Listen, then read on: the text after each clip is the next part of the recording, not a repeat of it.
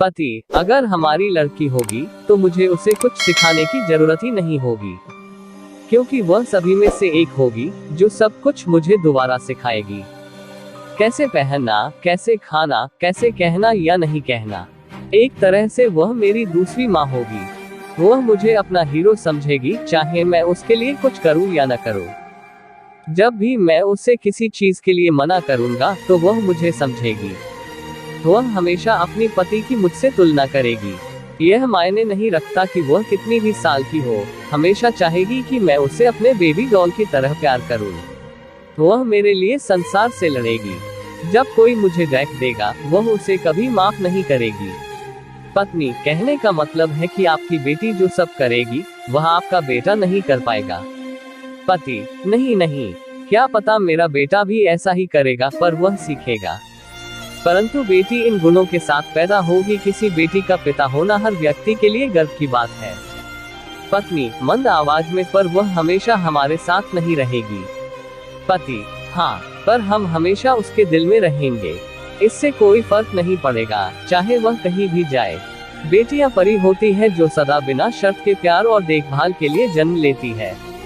दोस्तों, बेटियां सबके मुकद्दर में कहाँ होती है। जो घर खुद को पसंद हो, बेटियां वही होती है। बेटियां भगवान की अनमोल भेंट है।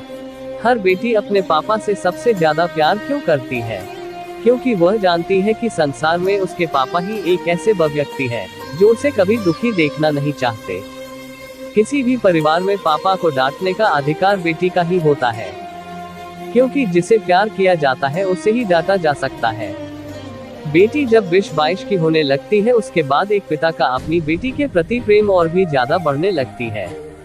बेटी कभी माँ बनेगी, कभी दादी, पर दोस्त तो सदैव बनी रहेगी। बेटी का सुख पापा की होठों की मुस्कान है। पापा के रैक में बेटी हथेली बनकर आंखों के आंसू पोंछती है। देखते ही देखते पता नहीं चलता कि बेटी बड़ी हो जाती है और एक दिन सुहाग का जोड़ा पहनकर विदा हो जाती है। विदा होते ही जब एक बेटी अपने पापा से कहती है, पापा मैं जा रही हूँ, अपना ख्याल रखना, और तब एक पापा अपने आंखों से आंसुओं को रोक नहीं पाते।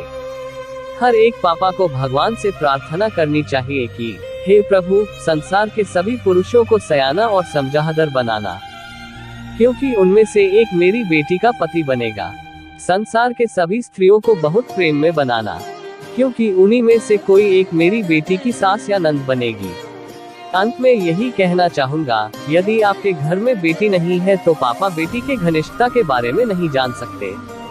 बस इतना सा ख्याल रखना चाहिए कि पुत्र वधू बेटी की तरह रहे और बेटी को उसके पापा के बारे में कुछ कटुच्चिन न कहा जाए, क्योंकि एक बेटी भगवान के विरुद्ध सुन सकती है लेकिन अपने पापा के बारे में कभी नहीं।